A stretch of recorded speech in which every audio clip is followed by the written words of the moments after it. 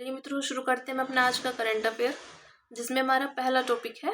भारत के मुख्य न्यायाधीश के अनुसार वर्तमान में अधिकांश जनहित याचिकाएं नीतिगत मामलों पर केंद्रित हैं और वास्तविक जनहित याचिकाएं कम हो रही हैं।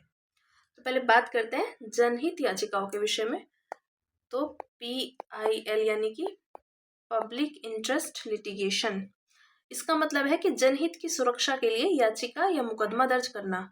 यह पीड़ित पक्ष द्वारा नहीं बल्कि स्वयं न्यायालय या किसी अन्य निजी पक्ष द्वारा विधिक अदालत में पेश किया गया मुकदमा है। ठीक है। अच्छा, बात करें तो जनहित याचिका का जो हमारा अवधारणा थी वो अमेरिकी न्यायशास्त्र से ली गई है। इसको सर्वोच्च न्यायालय या उच्च न्यायालय में भी दायर किया जा सकता है। ठीक है। अब बात करते हैं कि हाल ही में एक जनहित याचिका दायर की गई थी, जिसमें निवेदन किया गया था कि OTT और अन्य प्लेटफॉर्म्स पर कंटेंट को विनियमित करने के लिए सरकार को एक स्वतंत्र निकाय की स्थापना हेतु निर्देशित किया जाए। लेकिन इसको भारत के जो मुख्य न्यायाधीश थे उन्होंने खारिज कर दिया और जनहित याचिकाओं के दुरुपयोग को लेकर उन्होंने चिंता प्रकट की है। ठीक है, तो देखते हैं जनहित याचिकाओं के विषय में। तो जनहित याचिका सामान्यतः किसी तीसरे पक्ष से जुड़े मामलों के लिए दायर की जाती है। दूसरे शब्दों में, यदि किसी व्यक्ति संस्था को लगता है कि सरकार, उद्योग आदि की कार्यवाही अन्य किसी कारण से पर्यावरण, लोकहित आदि को नुकसान पहुंच रहा है, तो वे सुप्रीम कोर्ट या हाई कोर्ट्स में जनहित याचिका दायर कर सकते हैं, भले ही उस व्यक्ति या संस्था को संबंधित कार्यवाही से कोई नुकसान हो या ना हो। इसकी अगर उत्पत्ति की बात करें तो ये मुंबई कामगार सभा बनाम अब्दुल भाई फैजुल्ला भाई 1976 मामले में सुप्रीम कोर्ट ने पहली बार इसे लोकस स्टैंडी के सिद्धांत पर विस्तार किया था इसका। तो लोकस स्टैंडी के विषय में देखते हैं। तो किसी अदालत में कानूनी कार्यवाही के लिए याचिका दायर करने या अदालत में पेश होने का एक अधिकार है। ठीक है। तो पहली बार जनहित याचिका कब दायर की गई थी? तो हुसैनैरा खातून बनाम बिहार राज्य मामले में देश की पहली जनहित याचिका दायर की गई थी, जो जेल की अमानवीय स्थिति के विषय में और एक्टिविस्ट वकील द्वारा दायर की गई थी। इसका महत्व की बात करें तो यह उन लोगों को न्याय दिलाती है जो जागरूक नहीं है, अनभिज्ञ है तथा निर्धन या निरक्षर है। अब बात करते हैं जनहित याचिका का दुरुपयोग। तो जनहित याचिका को किसी भी अधिनियम में परिभाषित नहीं किया गया है, इस कारण इस सुविधा का कई बार दुरुपयोग किया जाता है। इसलिए 2010 के उत्तरांचल राज्य बनाम बलवंत सिंह चौफाल एवं अन्य मामले में सुप्रीम कोर्ट ने जनहित याचिका की शुद्धता और शुचिता को बनाए रखने के लिए हाई कोर्ट्स को 8 निर्देश दिए थे। तो कौन कौन से निर्देश उन्होंने जारी किए थे, तो वो देखते हैं। तो जैसे याचिकाकर्ता की प्रामाणिकताओं का सत्यापन करना, PIL में उल्लिखित कंटेंट्स के औचित्य की जांच करना, किसी PIL पर सुनवाई शुरू करने से पहले यह जांच करना कि उसमें पर्याप्त लोकहित निहित है या नहीं, और उस PIL को प्राथमिकता देना जिसमें व्यापक लोकहित, गंभीरता और तत्कालिकता निहित हो। नवाचारी पद्धतियों को अपनाना, यानी गैर जरूरी PILs को रोकने के लिए जुर्माना लगाना। यह सुनिश्चित करना कि PIL में कोई व्यक्तिगत लाभ और निजी या दुर्भावनापूर्ण हित शामिल ना हो। विशुद्ध PIL को बढ़ावा देने के लिए नियम बनाना और दुर्भावना से दायर की गई PIL को हतोत्साहित। गृह मंत्रालय ने विचाराधीन कैदियों को राहत देने के लिए राज्यों और केंद्र शासित प्रदेशों को एडवाइजरी जारी की। तो क्या एडवाइजरी जारी किया गृह मंत्रालय ने? कि भारतीय नागरिक सुरक्षा संहिता की जो धारा है 479, उसको लागू करने के लिए कहा गया है। गृह मंत्रालय की ओर से एडवाइजरी में विचाराधीन कैदियों को लंबी अवधि तक हिरासत में रखे जाने का मुद्दे को उठाया गया है, और इसमें विचाराधीन कैदियों के मामले में सुप्रीम कोर्ट के हालिया आदेश को भी रेखांकित किया गया है। तो सुप्रीम कोर्ट के आदेश में सरकार को कानूनी रूप से यह निर्देश दिया गया कि BNSS की धारा 479 सभी विचाराधीन कैदियों पर लागू होगी, भले ही वो मामला 1 जुलाई 2024 से पहले दर्ज किया गया हो। ठीक है। बात करते हैं भारतीय नागरिक सुरक्षा संहिता के तहत कैदियों के लिए जमानत संबंधी क्या प्रावधान है। तो नियमित मामले, तो इसमें यदि कोई आरोपी व्यक्ति ने जांच या सुनवाई के दौरान उस अपराध के लिए कारावास की अधिकतम अवधि का आधा हिस्सा हिरासत में बिता लिया है, तो उसे न्यायालय द्वारा जमानत पर रिहा कर दिया जाएगा। पहली बार अपराध करने वाले के लिए, तो यदि पहली बार अपराध करने वाले किसी व्यक्ति ने उस अपराध के लिए निर्धारित अधिकतम कारावास की अवधि कितनी होती है, 1/3, यानी 1/3 अवधि को हिरासत में बिता लिया है, तो उसे जमानत पर रिहा किया जाएगा। लेकिन यदि मृत्यु और आजीवन कारावास वाले अपराधों की बात करें तो उस पर यह कंडीशन अप्लाई नहीं होगी। ठीक है। बात करते हैं भारत में विचाराधीन कैदी के विषय में। तो राष्ट्रीय अपराध रिकॉर्ड ब्यूरो के अनुसार जो भारतीय जेलों की ऑक्यूपेंसी रेट है वो 131.4% है। ठीक है, जिसका मतलब है जेलों की औसत क्षमता से 31.4% अधिक कैदी जेलों में बंद हैं। इनमें लगभग जो 75% विचाराधीन कैदी ही हैं। ठीक है, और संविधान की 7वीं अनुसूची के अनुसार जो हमारा जेल है वो एक राज्य सूची का विषय है। एक विचाराधीन कैदी जेल या न्यायिक हिरासत में होता है, जबकि उसके खिलाफ आरोपों की सुनवाई अदालत में होती है। देखो, जो भी हमारा विचाराधीन कैदी होता है वो होता तो जेल में या न्यायिक हिरासत में, लेकिन उसके खिलाफ जो भी आरोपों की सुनवाई होगी वो अदालत में ही होगी। बात करते हैं भारत में विचाराधीन कैदियों की अधिक संख्या के लिए जिम्मेदार कारक। कौन कौन से जिम्मेदार कारक हैं? तो पुलिस द्वारा मनमानी गिरफ्तारियां, कानूनी अधिकारों की अनदेखी, मुकदमों की सुनवाई में देरी, अदालतों द्वारा जमानत देने की अनिच्छा और जमानत राशि देने में कैदियों की असमर्थता। अब बात करते हैं विचाराधीन कैदियों द्वारा सामना की जाने वाली कठिनाइयों को कम करने के लिए दिए गए उपाय। तो कौन कौन से उपाय हैं? तो गरीब कैदियों को सहायता योजना, e jail portal, model jail manual 2016 और राज्य विधिक सेवा प्राधिकरण। गरीब कैदियों को सहायता योजना में देखते हैं, तो इसमें जो आर्थिक रूप से कमजोर कैदी होते हैं उनको ये छूट दी जाती है कि वो जुर्माना और जमानत बॉन्ड नहीं दे सकते। ठीक है, अगर बात करें ई जेल पोर्टल की, तो जमानत के लिए जो पात्र कैदी होते हैं उनकी पहचान के लिए बहुत ही फास्ट यानी कि त्वरित और आसान तरीके से कैदियों का डाटा प्रदान करता है ये। और मॉडल जेल मैनुअल 2016, तो इसमें जो विचाराधीन कैदी हैं उनको जो दी जाने वाली सुविधाएं हैं वो विस्तृत दिशा निर्देश उन पर दिए गए हैं। और राज्य विधिक सेवा प्राधिकरणों में निःशुल्क कानूनी सहायता प्रदान करने के लिए जेलों में विधिक सेवा क्लिनिक भी स्थापित किए गए हैं। अब बात करते हैं खाद्य एवं कृषि संगठन के ग्लोबल फूड फोरम में ग्लोबल फैमिली फार्मिंग फोरम का शुभारंभ किया गया। तो इस संधारण ने कृषि खाद्य प्रणालियों के निर्माण और जलवायु संकट के प्रभावों से निपटने में फैमिली फार्मिंग करने वाले किसानों की आवश्यक भूमि की सराहना करता है। और GFFF यह भी दर्शाता है कि United Nations decade of family farming 2019 से 28 तक अपनी आधी अवधि पार कर चुका है। UNDFF की घोषणा संयुक्त राष्ट्र महासभा ने की थी। यह देशों के लिए फैमिली फार्मिंग को सहायता देने हेतु सार्वजनिक नीतियां विकसित करने और निवेश आकर्षित करने हेतु एक फ्रेमवर्क के रूप में कार्य करता है। ठीक है, देखते हैं फैमिली फार्मिंग के विषय में। तो ये कृषि, वानिकी, मत्स्य पालन, पशुपालन और जलीय कृषि उत्पादन को संगठित करने का एक साधन है। इसका प्रबंधन और संचालन किसी परिवार द्वारा किया जाता है। यह मुख्य रूप से महिलाओं और पुरुषों दोनों के पारिवारिक श्रम पर निर्भर होती है। ठीक है, इसका महत्व देखते हैं। तो खाद्य सुरक्षा में विश्व भर में 550 मिलियन से अधिक फार्म्स इसमें संलग्न है और ये वैश्विक खाद्य उत्पादन का आधार है। मूल्य की दृष्टि से विश्व का 70 से 80% खाद्य उत्पादित करता है। पोषण विविधता की बात करें तो ये निम्न और मध्यम आय वाले देशों में फैमिली फार्मिंग के तहत विविध एवं पौष्टिक खाद्य का उत्पादन किया जाता है। साथ ही फसल जैव विविधता के लिए भी सहायक होती है। अब देखते हैं संधारणीय प्रबंधन के बारे में। तो ये फैमिली फार्मिंग में लगे किसान मृदा स्वास्थ्य को बनाए रखने और प्राकृतिक रूप से जलवायु लचीलापन बनाने के लिए पारंपरिक तरीकों में न्यूनतम बाहरी इनपुट का उपयोग करते हैं। देखते हैं फैमिली फार्मिंग के समक्ष जो आने वाली चुनौतियां हैं उनके विषय में देखते हैं कौन कौन सी हैं। तो वित्तीय बाधाएं, सहायता तक सीमित पहुंच, आनुवांशिकी और ज्ञान का अभाव, भूमि का विखंडन, बाजार तक पहुंच में कठिनाइयां, जलवायु संबंधी खतरे, पीढ़ीगत उत्तराधिकार संबंधी समर्थन का अभाव। ठीक है, ये बात की चुनौतियों की। अब बात करते हैं अन्य संबंधित सुर्खियां इससे।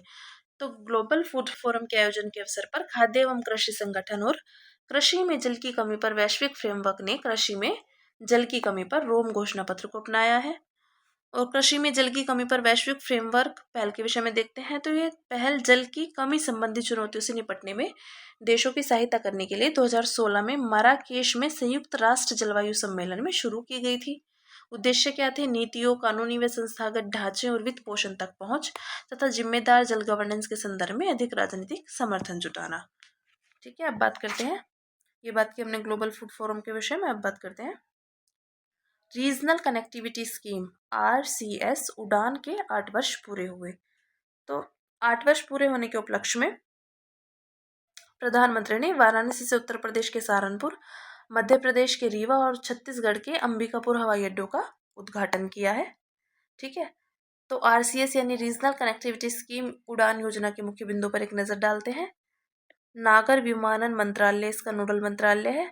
शुरुआत इसकी 2016 में हुई थी और ये राष्ट्रीय नागर विमानन नीति 2016 का एक महत्वपूर्ण घटक है।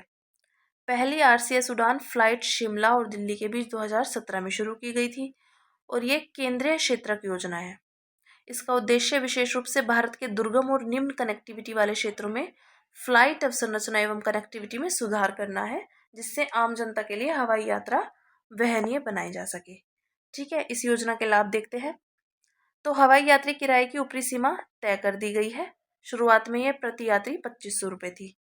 एयरलाइंस को क्या सहायता है, तो केंद्र सरकार कम यात्री किराए के कारण एयरलाइंस को होने वाले नुकसान की भरपाई वायबिलिटी गैप फंडिंग के रूप में करती है। रीजनल कनेक्टिविटी फंड, तो केंद्र सरकार इस फंड को वित्त पोषित करने के लिए भारत के भीतर संचालित अनुसूचित उड़ानों पर लेवी लगाती है। यह एक प्रकार का स्व वित्त पोषित तंत्र है।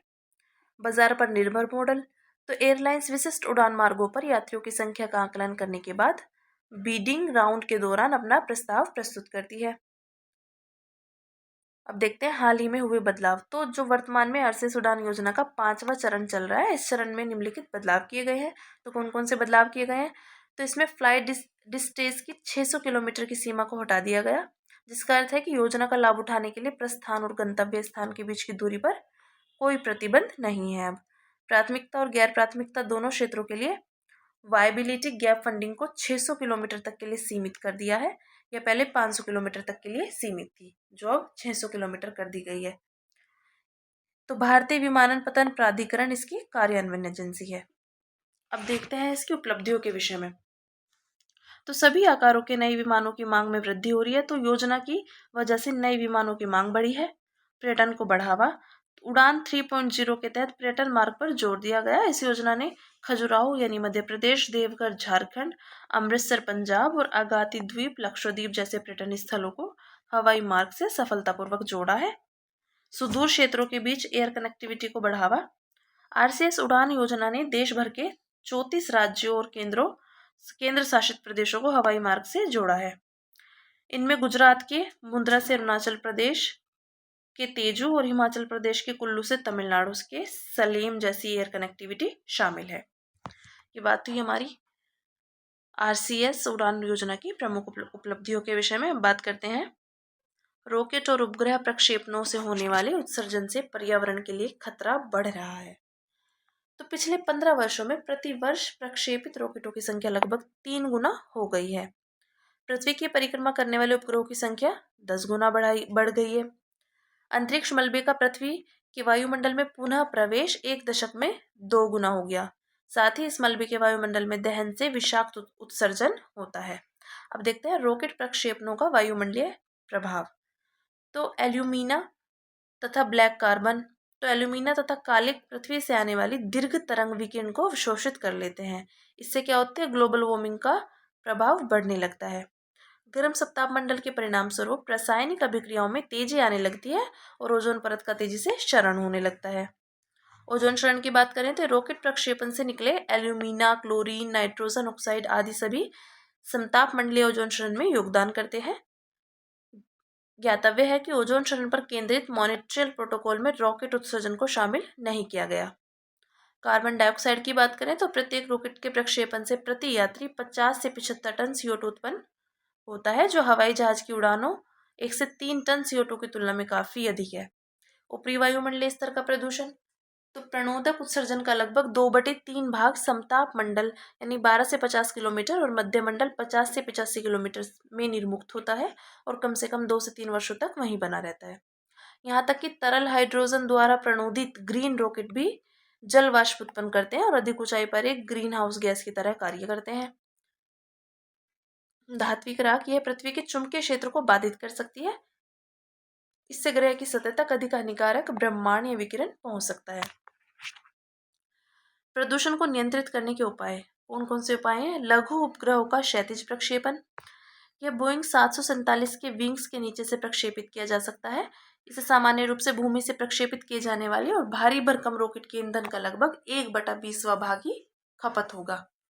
पुनः प्रवेश के लिए प्रक्षेपथ नियंत्रण, नए प्रयासों में उपग्रहों का कम ऊंचाई यानी 12 से 18 मील पर दहन का सुझाव दिया जाता है, जिससे धातु ऑक्साइड पृथ्वी पर तेजी से वापस आ सके। अब बात करते हैं वैकल्पिक ईंधनों डिजाइन सुधार की। तो इसके तहत बायोप्रोपेन का इस्तेमाल किया जा सकता है। साथ ही अपशिष्ट को कम करने के लिए फिर से उपयोग में आ सकने वाली प्रक्षेपण प्रणाली विकसित की जानी चाहिए। ठीक है, अब देखते हैं रसायन और पेट्रोकेमिकल्स विभाग तथा फिक्की ने मुंबई में इंडिया केम 2024 आयोजित किया। तो ये इंडिया केम का 13वां संस्करण था। इंडिया केम एशिया प्रशांत क्षेत्र में रसायन उद्योग के सबसे बड़े संयुक्त आयोजनों में से एक है। इसमें अंतर्राष्ट्रीय सम्मेलन और प्रदर्शनी आयोजित किए जाते हैं। बात करते हैं भारत के रासायनिक और पेट्रोकेमिकल उद्योग के विषय में। तो ये भारत का जो रासायनिक और पेट्रोकेमिकल उद्योग है वो विकसित होते भारतीय विनिर्माण उद्योग का एक महत्वपूर्ण भाग है। रसायन उद्योग के बाजार सेगमेंट्स देखते हैं तो बल्क केमिकल ये अधिक मात्रा में उत्पादित लेकिन कम मूल्य वाले रसायन होते हैं। इनमें क्षारीय, कार्बनिक और अकार्बनिक रसायन शामिल हैं। ये डाउनस्ट्रीम उद्योगों जैसे तेल रिफाइनरी की अधिकांश जरूरतें पूरी करते हैं। बात करते हैं पेट्रोकेमिकल्स की। तो इन्हें पेट्रोलियम डिस्टिलेट भी कहा जाता है। ये रसायन पेट्रोलियम और प्राकृतिक गैस की रिफाइनिंग से प्राप्त किए जाते हैं।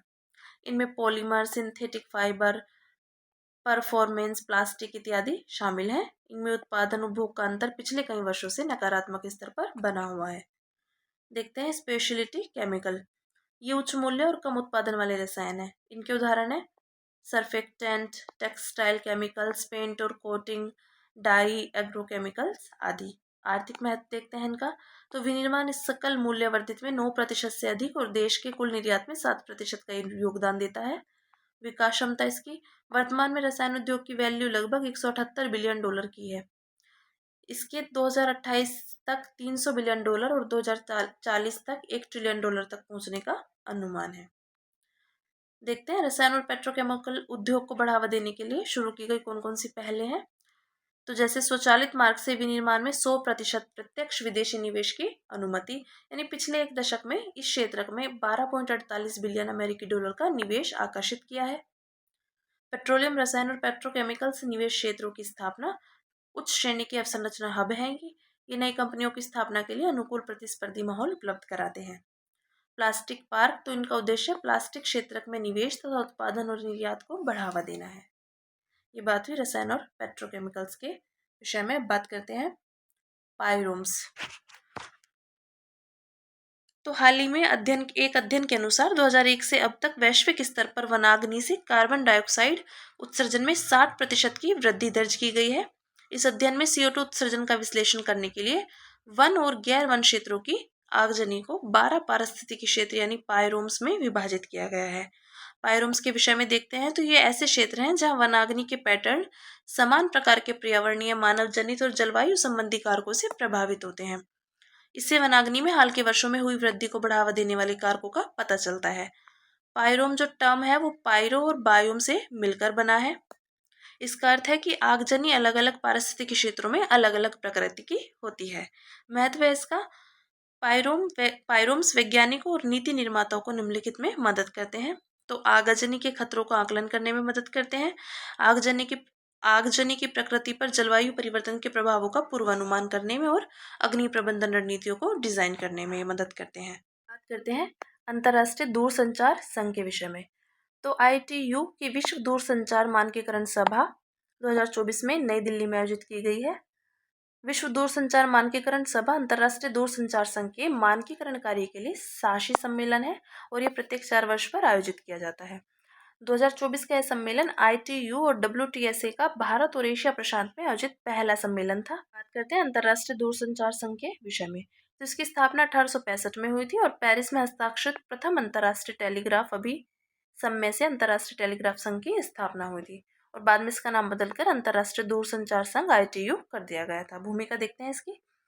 यह डिजिटल प्रौद्योगिकी के लिए संयुक्त राष्ट्र की विशेष एजेंसी है और सभी के लिए बेहतर भविष्य सुनिश्चित करने हेतु नवाचार का उपयोग करना और सभी को दूरसंचार नेटवर्क से जोड़ना है। सदस्य भारत से इसके 193 सदस्य देश हैं और मुख्यालय इसका जिनेवा यानी स्विट्जरलैंड में स्थित है। अब बात करते हैं स्काई शील्ड के विषय में। तो ये स्विट्जरलैंड यूरोपीय स्काई शील्ड पहल में शामिल हुआ। इसके विषय में देखते हैं। इसे रूस द्वारा यूक्रेन पर आक्रमण के बाद 2022 में स्थापित किया गया था और ये जर्मनी के नेतृत्व वाली यूरोपीय आयरन डोम शैली की एक रक्षा प्रणाली है। उद्देश्य है इसका हवाई हमलों के खिलाफ यूरोप की रक्षा को मजबूत करना, क्योंकि इससे नाटो की एकीकृत वायु एवं मिसाइल रक्षा मजबूत होगी।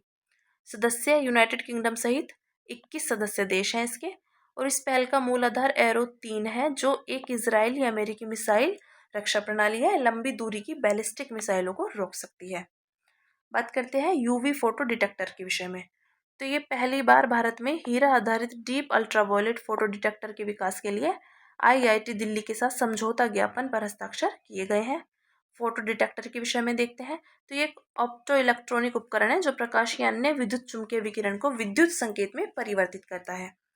यह एक लघु करंट या वोल्टेज उत्पन्न करता है जिसे मापा जा सकता है।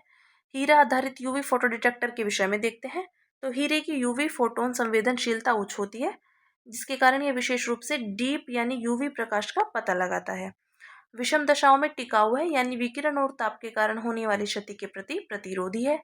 कमरे के तापमान और उच्च तापमान पर उच्च दक्षता प्रदर्शित करता है।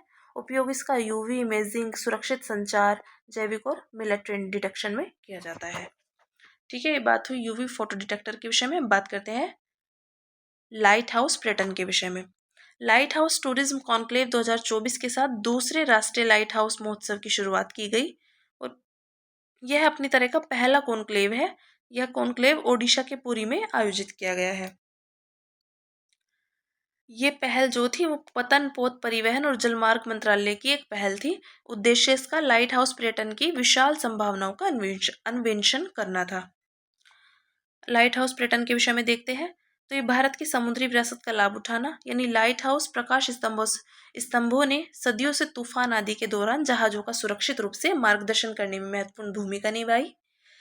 मैरीटाइम इंडिया विजन 2030 के साथ संरेखित करना तो समुद्री संग्रहालयों और सांस्कृतिक केंद्रों सहित लाइट हाउस को बहुकार्यात्मक सुविधाओं में बदलने का प्रयास करता है। वर्तमान स्थिति अगर इसकी देखें तो 10 तटीय राज्यों और केंद्र शासित प्रदेशों में 75 प्रतिष्ठित लाइट हाउस विकसित किए गए हैं। अब बात करते हैं ट्रोजन क्षुद्र ग्रह की। शनि से संबंधित ट्रोजन क्षुद्र ग्रह की खोज सभी विशाल ग्रहों बृहस्पति, नेपच्यून और यूरेनस के साथ खगोलीय पिंडों की उपस्थिति को दर्शाती है। ट्रोजन क्षुद्र ग्रह के विषय में देखते हैं तो ये सूर्य के चारों ओर एक ग्रह की कक्षा में स्थिर लैग्रेंज बिंदु आमतौर पर L4 और L5 पर स्थित होते हैं। लैग्रेंज पॉइंट्स अंतरिक्ष में ऐसे स्थान होते हैं जहां पर स्थापित पिंड या उपग्रह अपने नियत बिंदु पर रहकर भी परिक्रमा करता है। महत्व देखते हैं इसका। ट्रोजन क्षुद्र ग्रह लंबे समय तक गुरुत्वाकर्षण के कारण स्थिर रहते हैं, इसलिए उनका अध्ययन सौर मंडल के विकास के बारे में उपयोगी जानकारी प्रदान कर सकता है। मिशन लूसी 2021 में लॉन्च किया गया था। यह बृहस्पति के ट्रोजन क्षुद्र ग्रह का पता लगाने वाला पहला मिशन है। अब बात करते हैं अफ्रीकी बाओबाब के विषय में। दक्षिण अफ्रीका के पारिस्थितिकी वैज्ञानिकों के नए शोध ने उन दावों को खारिज कर दिया जिनमें यह कहा गया था कि अफ्रीकी बाओबाब वृक्ष जलवायु परिवर्तन के कारण लुप्त होते जा रहे हैं। उनके अनुसार ये वृक्ष पूर्व की चरम जलवायु स्थितियों से ही अपना अस्तित्व बनाए रखे हुए हैं। इसके विषय में देखते हैं तो ये ट्री ऑफ लाइफ, ये वृक्ष शुष्क अफ्रीकी सवाना क्षेत्र के लिए महत्वपूर्ण है और ये मृदा की नमी बनाए रखने, पोषक तत्वों का पुनर्चक्रण करने और मृदा अपरदन को कम करने में भी सहायक है। मुख्य तना यानी ट्रंक, ये सक्यूलेंट यानी गुद्देदार पेड़ होते हैं। इनका विशाल तना बरसात के मौसम में पानी को अवशोषित करता है और संग्रहित भी करता है। आंतरिक गुहा, फॉल्स कैविटीज। आंतरिक गुहा बाओबाब की एक अनूठी विशेषता है। ये वलय के आकार की संरचनाएं हैं। ये तनों के बीच में बनती है। छाल तनों के बीच की जगह में पुनर्जीवित हो जाती है। फूल की बात करें तो इस वृक्ष के बड़े और सफेद फूल रात में खिलते हैं और 24 घंटे के भीतर गिर जाते हैं। फल, इस वृक्ष के फलों में टार्ट्रिक एसिड और विटामिन सी पाए जाते हैं। इस तरह के इसके फल कई प्रजातियों के लिए महत्वपूर्ण पोषक तत्वों और आहार के स्रोत हैं। ये बात हुई अफ्रीकी बाओबाब के विषय में। बात करते हैं कालाजार के विषय में। तो भारत एक लोक स्वास्थ्य समस्या के रूप में कालाजार को खत्म करने की दिशा में आगे बढ़ रहा है। भारत में लगातार 2 वर्षों से प्रति 10,000 लोगों पर एक से भी कम मामले सामने आ रहे हैं। यह आंकड़ा उन्मूलन प्रमाणीकरण के लिए विश्व स्वास्थ्य संगठन के मानदंड को पूरा करता है। कालाजार के बारे में देखते हैं। ये 20 से अधिक लिशमैनिया जीन्स के प्रोटोजोआ परजीवी के कारण उत्पन्न होता है और यह संक्रमित मादा फ्लेबोटोमाइन सैंड फ्लाई के काटने से होता है जो अंडे देने के लिए रक्त का सेवन करती हैं। लक्षण इसके अनियमित बुखार, वजन घटना, प्लीहा व यकृत का बढ़ना तथा एनीमिया। व्यापकता देखते हैं। अधिकांश मामले ब्राजील, पूर्वी अफ्रीका और भारत में देखने को मिलते हैं। भारत में यह रोग बिहार, झारखंड, उत्तर प्रदेश और पश्चिम बंगाल में स्थानिक है। भारत में मलेरिया के बाद कालाजार दूसरा सबसे घातक परजीवी रोग है। ठीक है, अब बात करते हैं रामगढ़ विषधारी टाइगर रिजर्व के विषय में। तो रामगढ़ विषधारी टाइगर रिजर्व में एक बाघनी की मौत और एक शावक के लापता होने से इस रिजर्व में बाघ पुनर्वास योजना पर सवाल उठाए जाने लगे हैं। इसके विषय में देखते हैं। राजस्थान राज्य का चौथा और भारत का 52वां टाइगर रिजर्व है। यह टाइगर रिजर्व राजस्थान के बूंदी जिले में स्थित है और यह राजस्थान के दक्षिण पूर्वी भाग में है। इस टाइगर रिजर्व में विंध्य और अरावली दोनों क्षेत्रों की विशेषताएं मिलती हैं। यह रणथंभौर टाइगर रिजर्व और मुकुंदरा हिल्स टाइगर रिजर्व के बफर क्षेत्र से जुड़ा हुआ है। इस रिजर्व से होकर मेज नदी गुजरती है। मेज नदी चंबल की सहायक नदी है। और वृक्ष की बात करें तो ढोक, खैर, अमलतास इसकी वृक्ष प्रजातियां हैं जो पाई जाती हैं। और मुख्य वन्य जीव है बाघ, तेंदुआ, स्लोथ भालू आदि। ठीक है, अब बात करते हैं ई श्रम वन स्टॉप सोल्यूशन के विषय में। तो श्रम एवं रोजगार मंत्रालय ने ई श्रम वन स्टॉप सोल्यूशन की शुरुआत करने ये जा रहा है। इसके विषय में देखते हैं। उद्देश्य है इसके असंगठित कामगारों के लिए सभी सामाजिक सुरक्षा और कल्याण योजनाओं के लाभार्थियों की जानकारी को एक ही प्लेटफॉर्म पर एकीकृत करना। महत्व है यह असंगठित श्रमिकों को उनके लिए बनाई गई योजनाओं के बारे में जागरूक करेगा तथा उनकी इन कार्यक्रमों तक आसान पहुंच सुनिश्चित करेगा। ई श्रम पोर्टल गिग और प्लेटफॉर्म वर्कर्स सहित सभी असंगठित कामगारों का आधार से जुड़ा एक केंद्रीकृत डेटाबेस है। इसे 2021 में शुरू किया गया था। अब तक 30 करोड़ से अधिक असंगठित कामगार इस डेटाबेस पर नामांकित हैं। ठीक है, ये बात हुई ई श्रम वन स्टॉप सोल्यूशन के विषय में।